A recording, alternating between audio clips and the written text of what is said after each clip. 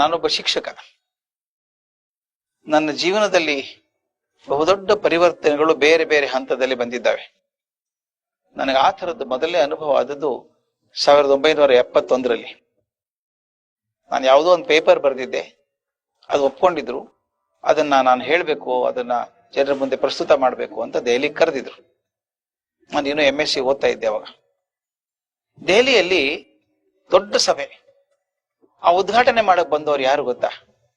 ನಾವೆಲ್ಲ ಅತ್ಯಂತ ಆದರ್ಶರು ಅನ್ಕೊಂಡಂತ doctor Linus Pauling ಅಂತ. ಡಾಕ್ಟರ್ ಲೀನಸ್ ಪೌಲಿಂಗ್ ಬಹುದೊಡ್ಡ ಹೆಸರು. ಸಾಮಾನ್ಯ 1 ನೊಬೆಲ್ ಪ್ರಶಸ್ತಿ ಬರೋದೇ ದೊಡ್ಡದು. ಅವ್ರಿಗೆ 2 ನೊಬೆಲ್ ಪ್ರಶಸ್ತಿ ಬಂದಿತ್ತು. ಒಂದು ರಸಾಯನ ಶಾಸ್ತ್ರದಲ್ಲಿ, ಇನ್ನೊಂದು ಶಾಂತಿಗೋಸ್ಕರ. Chemical bond, theory of chemical bond ಅಂತ ಬರೆದು ಜಗತ್ ಪ್ರಸಿದ್ಧರಾದವರು ಲೀನಸ್ ಪೌಲಿಂಗ್. ಮುಂದೆ ವಿಯೆಟ್ನಾಂ ಯುದ್ಧ ಆದಾಗ ಯುದ್ಧ ನಿಲ್ಲಿಸಿದವರು. ಅವ್ರ ನೇರ ಮಾತುಗಳಿಗೆ ಬಹಳ ಪ್ರಖ್ಯಾತರಾದವರು, ಯಾರ್ದು ಮುಲಾಜೆ ಇಲ್ಲ. ಆಗ ಪ್ರೆಸಿಡೆಂಟ್ ನಿಕ್ಸನ್ ಇದ್ರು ಅಮೆರಿಕದಲ್ಲಿ. ಈತ ನ್ಯಾಷನಲ್ ಟೆಲಿವಿಷನ್ ಹೋಗಿ, ಪ್ರೆಸಿಡೆಂಟ್ ನಿಕ್ಸನ್ ಒಬ್ಬ ಮಹಾ ಮೂರ್ಖ ಇದೆಯಾ ನೀನು ಅಂತ ಹೇಳ್ಬಿಟ್ರು ತಮ್ಮ ಪ್ರೆಸಿಡೆಂಟ್ಗೆ. ಆ ಪಾಪ ಮುಗ್ಧ ಜೀವಿಗಳ ಮೇಲೆ ಬಾಂಬ್ ಹಾಕಿ ಹಾಳಿ ಮಾಡ್ತಾ ಇದ್ದೆ ವಿಯೆಟ್ನಾಂಗೆ, ವಿಯೆಟ್ನಾಂ ಯುದ್ಧ ನಿಲ್ಲಿಸಬೇಕು ಅಂತ ಹೇಳಿ 200 ಜನ ನೊಬೆಲ್ ಪ್ರಶಸ್ತಿ ವಿಜೇತರನ್ನ ಕೂಡಿಸಿ ಒಂದು ಅರ್ಜಿ ಬರೆದು ನಿಲ್ಲಿಸ್ಬೇಕು ಯುದ್ಧ ಇದನ್ನ ಅಂತ ಹೇಳಿ ಯುದ್ಧ ನಿಲ್ಲಿಸೋಕ್ ಕಾರಣ ಆದವರು. ಅದರಿಂದ ಅವ್ರು ಶಾಂತಿ ಪ್ರಶಸ್ತಿ ಬೇರೆ ಬಂದಿತ್ತು, ನೊಬೆಲ್ ಶಾಂತಿ ಪ್ರಶಸ್ತಿ.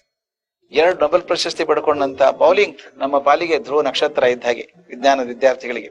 ಅವ್ರು ಬಂದಿದ್ದಾರೆ ಉದ್ಘಾಟನೆ ಮಾಡೋದಕ್ಕೆ. ಆ ಕಾರ್ಯಕ್ರಮದ ಸಂಚಾಲಕರಾಗಿದ್ದವರು ವಿಕ್ರಮ್ ಸಾರಾಭಾಯಿ ಅವರು.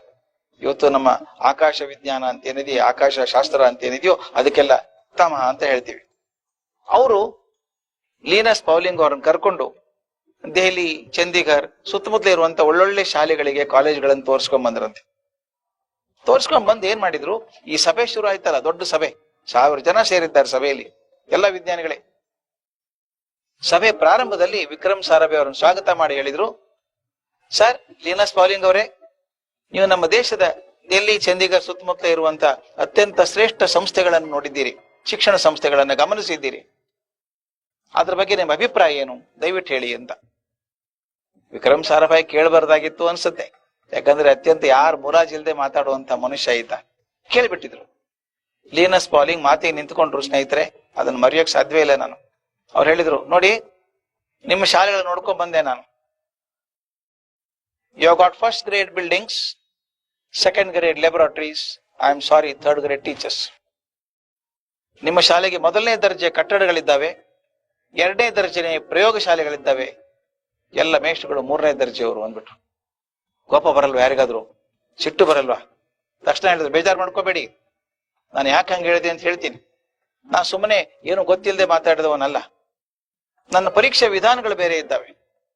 ನಿಮ್ಮ ಅತ್ಯಂತ ಉತ್ತಮ ಶಾಲೆಗಳಿಗೆ ಹೋದೆ, ಅಲ್ಲಿ ಲೈಬ್ರರಿಗೆ ಹೋದೆ, ಗ್ರಂಥಾಲಯಕ್ಕೆ ಹೋದೆ, ಎಷ್ಟು ಒಳ್ಳೊಳ್ಳೆ ಪುಸ್ತಕ ಇದ್ದಾವೆ ಗೊತ್ತಾ ಅಲ್ಲಿ.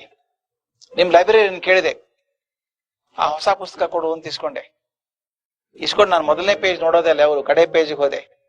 ಕಡೆ ಪೇಜ್ ಅಲ್ಲಿ ಯಾರ್ಯಾರೇ ಪುಸ್ತಕ ಕೊಟ್ಟಿದ್ದೀವಿ ಅಂತ ಪಟ್ಟಿ ಇರುತ್ತಲ್ಲ, ಅದನ್ನ ನೋಡಿದೆ. ಇಶ್ಯೂ ಪೇಜ್ ಅಂತೀವಿ ಅದಕ್ಕೆ. ಇದನ್ನ ಶಿಕ್ಷಕರು ಎಷ್ಟು ಜನ ಓದಿದ್ದಾರೆ ಅಂತ ಕೇಳಿದೆ ಲೈಬ್ರರಿಯನಿಗೆ. ಇಲ್ಲ ಸರ್, ಯಾರು ಜಾಸ್ತಿ ಓದಿಲ್ಲ ಸರ್. ಹೊಸ ಪುಸ್ತಕಗಳನ್ನ ಶಿಕ್ಷಕರು ಓದಿಲ್ಲ.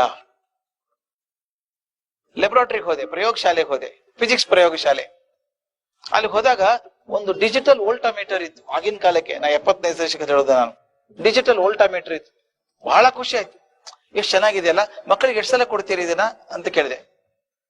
ಆ ಟೀಚರ್ ಹೇಳಿದ್ರು, ಇಲ್ಲ ಸರ್ ಮಕ್ಕಳಿಗೆ ಕೊಡಲ್ಲ ಸರ್, ಮುರಿದು ಹಾಕ್ಬಿಡ್ತಾರೆ ಇವರು, ಅದು ಕಪಾಟಲ್ಲಿ ಇಟ್ಟಿರ್ತೀವಿ ಸರ್ ಅಂದ್ರು. ಅವ್ರು ಹೇಳಿದ್ರು, ನನಗೆ ಬಹಳ ಕೋಪ ಬಂತು. ಡಿಜಿಟಲ್ ವೋಲ್ಟಾಮೀಟರ್ ಕಪಾಟಲ್ಲಿ ಇಡೋದಕ್ಕಿಂತ ತೆಂಗಿನ ಚಿಪ್ ತಗೊಂಡು ವೋಲ್ಟಾಮೀಟರ್ ಮಾಡಿ ಮಕ್ಕಳಿಗೆ ತೋರಿಸೋದು ಒಳ್ಳೇದು. ಇದು ಉಪಕರಣ ಮಕ್ಕಳಿಗೆ ಕೊಡಲ್ಲ, ಅದೆಂತ ಶಿಕ್ಷಕರು ನೀವು ಅಂತ ಹೇಳಿದ್ರು. ಇನ್ನೊಂದು ಪ್ರಶ್ನೆ ಕೇಳಿದೆ ನಾನು, ದಯವಿಟ್ಟು ಎಲ್ಲಾ ಶಿಕ್ಷಕರ ಗಮನದಿಂದ ಕೇಳ್ಬೇಕಿದೆ. ನನಗೆ ಭೇಟಿಯಾದಂತ 100 ಜನ ಶಿಕ್ಷಕರು ತನ್ನ ಆಟೋಗ್ರಾಫ್ ತಗೊಳ್ಳೋದಕ್ಕೆ, ಸಿಗ್ನೇಚರ್ ತಗೊಳ್ಳೋದು ಬರ್ತಾ ಇದ್ರು. ಅವ್ರಿಗೆಲ್ಲ ಒಂದೇ ಪ್ರಶ್ನೆ ಕೇಳಿದೆ, ಕಳೆದ ವರ್ಷ ನಿಮ್ಮ ವಿಷಯದಲ್ಲಿ ಎಷ್ಟು ಪುಸ್ತಕಗಳನ್ನು ಓದಿದ್ದೀರಿ, ಆ ಪುಸ್ತಕಗಳ ಹೆಸರು ಹೇಳಿ ಎಂದೆ. ನಾನೇನು ವಿಮರ್ಶೆ ಮಾಡಿ ಚರ್ಚೆ ಮಾಡಿ ಅನ್ಲಿಲ್ಲ. ನೀವು ಓದಿದಂತ, ನಿಮ್ಮ ವಿಷಯದ ಬಗ್ಗೆ ಓದಿದಂತ 3 ಪುಸ್ತಕಗಳ ಹೆಸರು ಹೇಳಿ ಎಂದೆ. ಯಾರು ಹೇಳಿಲ್ಲ. ಅಂದ್ರೆ ಏನ್ ಅರ್ಥ ಗೊತ್ತಾ? ಯಾರು ಓದಿಲ್ಲ ಅಂತ. ಯಾವಾಗ ಮೇಷ್ಟ್ರು ಓದೋದನ್ನ ನಿಲ್ಲಿಸ್ತಾನೋ ಅವನ ಅಂತಃಶಕ್ತಿ ಸತ್ತು ಹೋಗುತ್ತೆ. ಪ್ರತಿ ದಿನ ಪ್ರತಿ ಕ್ಷಣ ಮಿಸ್ಟ್ರು ತನ್ನ ಜ್ಞಾನವನ್ನು ವೃದ್ಧಿ ಮಾಡ್ಕೋಬೇಕು, ಪುಸ್ತಕ ಓದ್ಬೇಕು. ಆ ಲೀನಸ್ ಪೌಲಿಂಗ್ ಮಾತು ನನ್ನ ಮನಸ್ಸಲ್ಲಿ ಉಳ್ಕೊಂಡ್ಬಿಡ್ತು.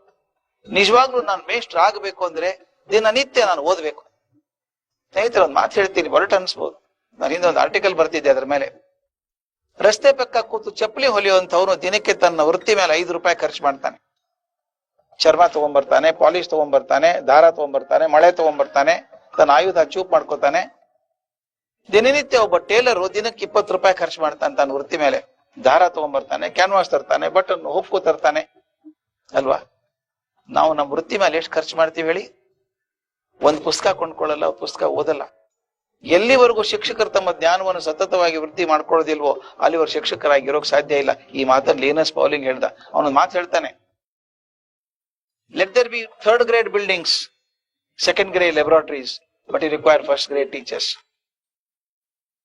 ಬಿಲ್ಡಿಂಗ್ ಹೆಂಗಾದ್ರೆ ಇಟ್ಕೊಂಡು ಹೋಗ್ಲಿ, ಪ್ರಯೋಗಶಾಲೆ ಸಾಧಾರಣ ಮಟ್ಟದಿದ್ದಾದ್ರೆ ಇಲ್ಲ, ಶಿಕ್ಷಕರು ಮಾತ್ರ ಅತ್ಯಂತ ಉತ್ತಮ ಮಟ್ಟದವ್ರು ಇರ್ಬೇಕು ದೇಶ ಉದ್ಧಾರ ಆಗ್ಬೇಕಾದ್ರೆ. ನನಗನ್ನಿಸ್ತದು. ಅದಕ್ಕೆ ರವೀಂದ್ರನಾಥ್ ಟ್ಯಾಗೋರ್ ಹೇಳೋರು, ಅತ್ಯಂತ ಸೃಜನಶೀಲ ಶಿಕ್ಷಕ ಮರದ ಕೆಳಗೆ ಕೂಡ ಚೆನ್ನಾಗಿ ಪಾಠ ಮಾಡ್ತಾನೆ. ಸೃಜನಶೀಲತೆ ಇಲ್ಲದಂತ ಶಿಕ್ಷಕ ಏರ್ ಕಂಡೀಷನ್ ಕ್ಲಾಸ್ ರೂಮ್ ಅಲ್ಲಿ ಹುಡುಗರು ನಿದ್ದೆ ಮಾಡಿಸ್ಬಿಡ್ತಾನೆ ಅಂತ. ಆದ್ರಿಂದ ನಾವು ಇವತ್ತು ಲೀನಸ್ ಪೌಲಿಂಗ್ ನೆನೆಸ್ಬೇಕಾದದ್ದು ಅವ್ರು ಕೊಟ್ಟಂತ ಎಚ್ಚರಿಕೆ. ನಾನು 1st grade ಟೀಚರ್ ಆಗ್ಬೇಕಾ, 3rd grade ಟೀಚರ್ ಆಗ್ಬೇಕಾ? 1st grade ಟೀಚರ್ ಆಗ್ಬೇಕಾದ್ರೆ ಸತತವಾಗಿ ಜ್ಞಾನ ಓದ್ಬೇಕು, ಪಡ್ಕೊಳ್ಬೇಕು. ಅದನ್ನ ದಯವಿಟ್ಟು ಎಲ್ಲ ಶಿಕ್ಷಕರು ಮಾಡಿದ್ರೆ ಶಿಕ್ಷಣಕ್ಕೆ, ದೇಶಕ್ಕೆ ಒಳ್ಳೆಯದು ಅಂತ ನನ್ನ ಭಾವನೆ.